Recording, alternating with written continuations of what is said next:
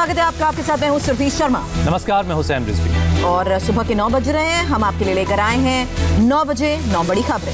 आज हम आपको दिखाएंगे अमेरिका का अगला राष्ट्रपति आखिर कौन होगा। साथ ही आपको बताएंगे बिहार में आखिरी चरण के मतदान के लिए प्रचार के अंतिम दिन कौन कौन दिग्गज मैदान में उतरेंगे।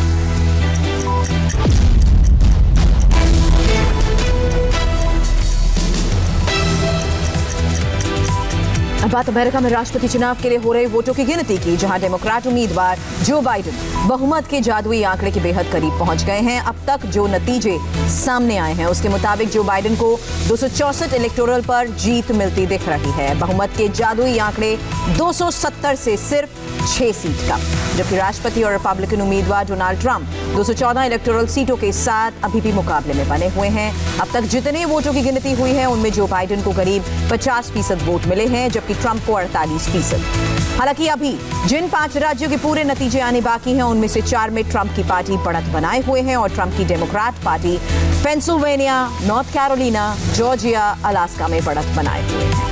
यहाँ थोड़ा सा एक अपडेट गलती के लिए हम माफी चाहते हैं। ट्रंप की रिपब्लिकन पार्टी ने पेंसिल्वेनिया, नॉर्थ कैरोलिना, जॉर्जिया और अलास्का में बढ़त बनाई हुई है, जबकि नेवाडा में जो बाइडेन की पार्टी को बढ़त हासिल है। यानी पूरा जो खेल है अब उन 5 राज्यों पर टिक गया है जिनके रिजल्ट अभी आने बाकी हैं। ये राज्य हैं Pennsylvania, north Carolina, Georgia, Alaska और नेवाडा। इनमें से पेंसिल्वेनिया, नॉर्थ कैरोलिना, जॉर्जिया और अलास्का में ट्रंप को बढ़त हासिल है, जबकि नेवाडा में जो बाइडेन ने बढ़त बनाकर रखी हुई है। यानी अभी भी मुकाबला कांटे का है। जो बाइडेन को 264 इलेक्टोरल वोट मिल चुके हैं और उन्हें अभी सिर्फ 6 इलेक्टोरल वोट की जरूरत है उस जादुई आंकड़े तक पहुंचने के लिए। नेवाडा ने बाइडेन को बढ़त हासिल कर रखी है और नेवाडा में 6 इलेक्टोरल सीट हैं। यानी अगर बाइडेन को नेवाडा में जीत मिल जाती है तो वो बहुमत हासिल कर लेंगे। अगर ट्रंप कुछ उलटफेर कर देंगे तो उन्हें दोबारा अमेरिका का बिग बॉस बनने का मौका मिल सकता है। यानी मुकाबला अब भी कांटे का बना हुआ है। डोनाल्ड ट्रंप ने वोटों की काउंटिंग पर रोक लगाने के लिए मिशिगन में केस दायर किया है। वहीं जो बाइडेन भी अपनी जीत के प्रति आश्वस्त दिख रहे हैं। इन सब के बीच अमेरिका में काउंटिंग अभी जारी है। दुखी लोगों का एक समूह दूसरे समूह को मताधिकार से वंचित करना चाहता है। हम ऐसा नहीं होने देंगे। अमेरिका में राष्ट्रपति चुनाव की काउंटिंग के बीच राजधानी वॉशिंगटन की सड़कों से ऐसी तस्वीरें आई। डेमोक्रेट और रिपब्लिकन पार्टी के समर्थक आपस में भिड़ गए। डोनाल्ड ट्रंप और जो बाइडेन के बीच कांटे की टक्कर है। अभी तक किसी भी उम्मीदवार को 270 का जादुई आंकड़ा हासिल नहीं हो सका। राष्ट्रपति चुनाव के नतीजे आने में हो रही देरी के बीच ट्रंप ने कोर्ट का रुख किया है। वोटों की काउंटिंग पर रोक लगाने के लिए मिशिगन में केस दायर किया है। ट्रंप लगातार वोटों की गिनती में धांधली का आरोप लगा रहे हैं। काउंटिंग के दौरान ही उन्होंने ट्वीट कर पेंसिल्वेनिया में 5 लाख वोट गायब होने का दावा कर दिया। डेमोक्रेटिक्स पेंसिल्वेनिया में 5 लाख वोटों को गायब करने के लिए कड़ी मेहनत कर रहे हैं। ऐसा ही मिशिगन और दूसरी जगहों पर हो रहा है। फिलहाल डोनाल्ड ट्रंप और जो बाइडेन में से किसी को साफ बहुमत नहीं मिला है। फंसे हुए राज्यों में जहां ट्रंप को जॉर्जिया, नॉर्थ कैरोलिना, पेंसिल्वेनिया और अलास्का में बढ़त है, वहीं जो बाइडेन मिशिगन और नेवाडा में आगे चल रहे हैं। हम अभी ये घोषित नहीं कर रहे कि हम जीत गए, लेकिन जब मतगणना खत्म होगी तो हमें यकीन है कि हम जीतेंगे। फंसे हुए राज्यों के नतीजे आने के बाद ही साफ होगा कि अमेरिका का अगला राष्ट्रपति कौन होगा।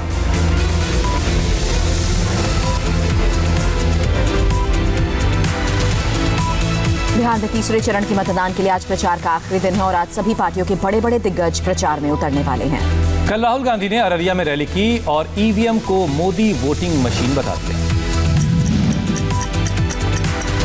बिहार में वोटिंग का तीसरा चरण अभी बाकी है, लेकिन इससे पहले ही राहुल गांधी ने ईवीएम पर सवाल खड़े कर दिए। अररिया में चुनावी रैली के दौरान राहुल गांधी ने ईवीएम को एमवीएम कहा, यानी मोदी वोटिंग मशीन। ईवीएम उसका नाम ईवीएम नहीं है, उसका नाम एमवीएम है, मतलब मोदी वोटिंग मशीन। बुधवार को बिहार में योगी आदित्यनाथ ने ताबड़तोड़ 4 रैलियां की। योगी ने कहा कि अगर बिहार में शाहीन बाग नहीं देखना है तो कांग्रेस आरजेडी से दूरी जरूरी है। कांग्रेस और राजद के लोग आएंगे ना तो शाहीन बाग जैसे धर्मों के माध्यम से अव्यवस्था और अराजकता ही फैलाएंगे। तेजस्वी यादव ने भी तीसरे चरण की वोटिंग से पहले धुआंधार 15 रैलियां की। पूर्णिया की जनसभा में नीतीश कुमार पर करप्शन का आरोप लगाया। कमाई, दवाई और सिंचाई ये असल मुद्दा है। इस सरकार में भ्रष्टाचार बढ़ा है, महंगाई बढ़ी है। तीसरे और अंतिम दौर के मतदान के लिए आज प्रचार का आखिरी दिन है। आज सभी पार्टियां अपनी पूरी ताकत झोंकने वाली हैं। बीजेपी अध्यक्ष जेपी नड्डा आज दरभंगा में 2 सभा करेंगे। नीतीश कुमार कटिहार में 3 और पूर्णिया में 2 रैलियां करेंगे, जबकि तेजस्वी यादव सहरसा, मधुबनी, दरभंगा, मुजफ्फरपुर, समस्तीपुर और वैशाली समेत 17 रैलियां करेंगे। तीसरे राउंड में 7 नवंबर को 78 सीटों पर वोटिंग होगी। महाराष्ट्र में मंदिर खुलवाने के लिए आज से एक बार फिर से आंदोलन तेज हो सकता है। मुंबई के करीब उस्मानाबाद के तुलजा भवानी मंदिर के पुजारी आज से आंदोलन शुरू कर रहे हैं।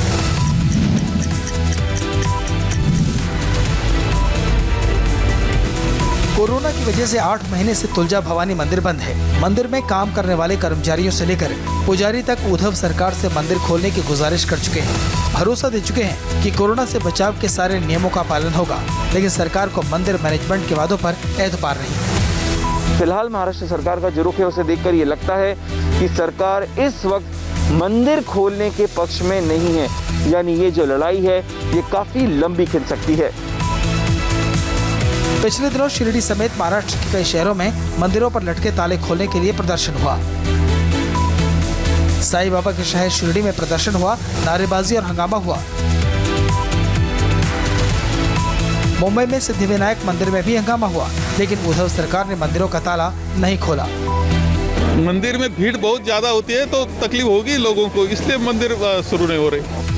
कुछ नियम और शर्तों के साथ पार्क, म्यूजियम जरूर खुल चुके हैं। होटल, बियर बार और मॉल भी खुल चुके हैं। शुक्रवार से शर्तों के साथ सिनेमा हॉल्स भी खुल रहे हैं, लेकिन मंदिरों पर अब भी ताला लटका हुआ है। अहमदाबाद में केमिकल फैक्ट्री में विस्फोट होने से बड़ा हादसा हो गया। विस्फोट होने से पास की टेक्सटाइल फैक्ट्री की छत गिर गई, जिसमें 12 लोगों की मौत हुई। तबाही के इस मंजर को जिसने भी देखा हैरान रह गया। जोरदार ब्लास्ट के कारण करीब 3-4 फैक्ट्रियों के गोदाम को नुकसान पहुंचा। धमाके की ये तस्वीर अहमदाबाद के पीराना पिपलाज रोड इलाके की एक केमिकल फैक्ट्री की है, जहां एक के बाद एक 6 धमाके हुए, जिसका असर आसपास की फैक्ट्रियों पर भी हुआ। इस फैक्ट्री में अचानक अफरा तफरी मच गई। काम करने वाले लोग जान बचाकर भागने लगे। हाँ, केमिकल गोडाउन बना हुआ था, इसमें एक के बाद एक 6 ब्लास्ट हुए और उन ब्लास्ट की वजह से आप देख सकते हैं कि आसपास के 3-4 जो दूसरे गोडाउन थे उनकी छतें भी पूरी तरह टूट गई है। इस हादसे में अब तक 12 लोगों की मौत हो चुकी है, जबकि कई लोग घायल बताए जा रहे हैं। सीएम विजय रूपाणी ने मृतकों के परिजनों को 4-4 लाख रुपए मुआवजे की घोषणा की है। साथ ही हादसे की जांच के आदेश भी दिए हैं। अहमदाबाद की इस घटना पर प्रधानमंत्री नरेंद्र मोदी ने भी दुख जताया। अहमदाबाद की घटना से बेहद दुखी हूँ। हादसे में मारे गए लोगों के परिजनों के साथ मेरी संवेदनाएं हैं। घायलों के जल्द स्वास्थ्य लाभ के लिए प्रार्थना करता हूँ। अधिकारी घायलों की हर संभव मदद कर रहे हैं। इस हादसे में रेस्क्यू टीम ने 9 लोगों को जिंदा बाहर निकाला। मध्य प्रदेश के देवास में देवी देवताओं की तस्वीर वाले पटाखों पर हंगामा हो गया। कुछ हिंदू संगठनों के कार्यकर्ता दुकानों पर पहुंचे और दुकानदारों को धमकी देने लगे। ये बेचेंगे तो मैं इनको परेशान कर दूंगा, मैं व्हाट्सएप पे डालूंगा। ज्यादा बोलने नहीं। हाँ भैया जाए यार। हाँ, परेशानी आग लगा दूंगा इसके अंदर। कुछ लड़के पटाखों की दुकान पर पहुंचे और दुकानदार को धमकाने लगे। धमकी देते हुए कहा कि नहीं माने तो आग लगा देंगे।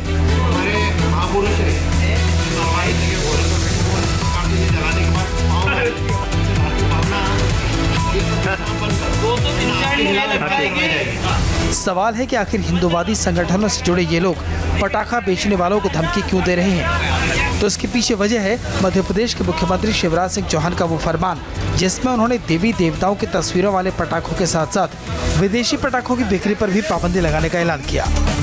ऐसे पटाखों की बिक्री भी प्रतिबंधित रहेगी जिसमें देवी देवता का फोटो हो। सीएम शिवराज का फरमान आया और इधर हिंदूवादी संगठन से जुड़े लोग देवास में पटाखा बाजार में पहुंचकर दुकानदारों को धमकाने लगे। अगली बार आएंगे, एक भी दिख गया तो माचिस से पूरा जला देंगे। हिंदुवादी संगठन से जुड़े लोगों की धमकी से देवास के दुकानदारों में काफी नाराजगी है। सोशल मीडिया पर वीडियो वायरल होने के बाद अब जिला प्रशासन भी हरकत में आ गया है। इसे संज्ञान में लेकर के मैंने संबंधित पुलिस और क्षेत्रीय एसडीएम्स को कार्रवाई करने के निर्देश दिए हैं। देवी देवताओं की तस्वीर वाले पटाखों पर मध्य प्रदेश सरकार के फैसले के बाद इस पर राजनीति तय मानी जा रही है।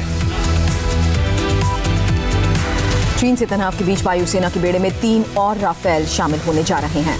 कल गुजरात के जामनगर में 3 राफेल विमान डायरेक्ट फ्रांस से वहां पहुंचे।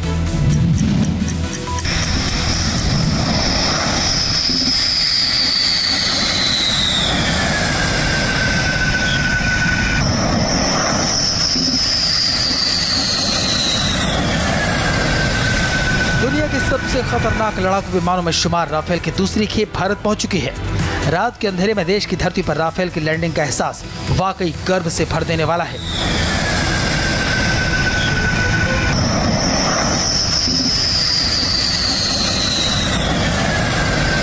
इधर राफेल की लैंडिंग हुई और उधर पड़ोसी देश चीन और पाकिस्तान की टेंशन बढ़ चुकी होगी। 3 राफेल विमानों ने फ्रांस से उड़ान भरने के बाद बुधवार रात 8:14 पर गुजरात के जामनगर एयरबेस पर लैंडिंग की। राफेल फाइटर जेट को भारत पहुंचने में करीब 8 घंटे का वक्त लगा। इस दौरान राफेल की 3 बार मिड एयर रिफ्यूलिंग भी हुई, यानी इस बार विमानों को फ्यूलिंग के लिए किसी और एयरबेस पर हॉल्ट नहीं करना पड़ा। राफेल विमानों के जामनगर एयरबेस पर लैंडिंग को लेकर रक्षा मंत्री राजनाथ सिंह ने ट्वीट किया। फ्रांस से लगातार 8 घंटे की उड़ान के बाद वायुसेना के जाबाज पायलट राफेल विमान का दूसरा जत्था देश में लेकर आए। पेशेवर और सुरक्षित तरीके से अत्यधिक जटिल मिशन को सफलतापूर्वक पूरा करने के लिए वायुसेना को बधाई। नए राफेल की एंट्री के साथ ही देश के पास अब 8 राफेल विमान हो गए हैं। इससे पहले 5 राफेल विमानों का पहला बेड़ा 28 जुलाई को भारत पहुंचा था। इन्हें 10 सितंबर को भारतीय वायुसेना में शामिल किया गया। राफेल लड़ाकू विमानों की तैनाती पहले ही की जा चुकी है। LAC पर चीन के साथ जारी तनाव के बीच उन्हें लद्दाख में तैनात किया गया था। अगले साल अप्रैल तक फ्रांस से भारत को 21 और राफेल लड़ाकू विमान मिलेंगे। भारत ने फ्रांस के साथ 36 राफेल लड़ाकू विमानों के लिए सौदा किया है। जिस वक्त भारत को 21 और राफेल विमानों की डिलीवरी होगी, उस वक्त वायुसेना की मारक क्षमता में गजब का इजाफा होगा।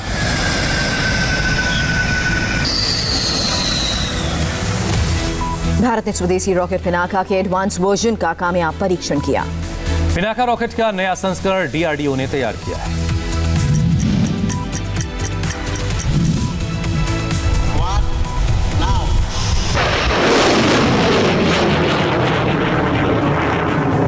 पिनाका से रॉकेट फायर किए गए और फिर ये रॉकेट अपने दुश्मन की तलाश में निकल पड़े।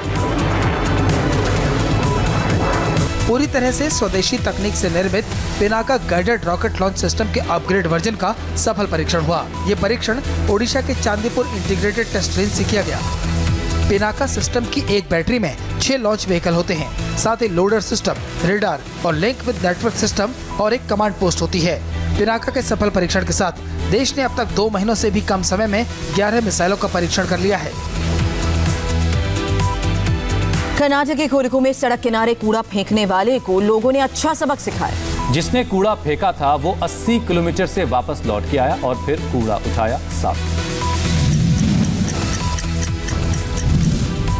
घटना कर्नाटक के कोडुगी की है, जहां लोग इलाके को साफ सुथरा रखने की कोशिश कर रहे हैं।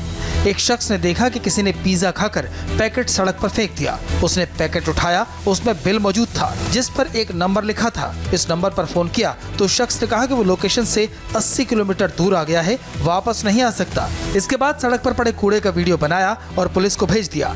पुलिस ने कूड़ा फेंकने वाले शख्स को फोन किया। पुलिस को भी यही जवाब मिला कि वो दूर जा चुका है। इसके बाद उस शख्स के पास इतने लोगों ने फोन किए कि उसे 80 किलोमीटर वापस चलकर आकर कूड़ा उठाकर डस्टबिन में फेंकना पड़ा। आप बने रहे हमारे साथ, जल्द लौटेंगे। आगे देखिए सोनीपत में कौन है 20 लोगों की मौत का सौदा कर।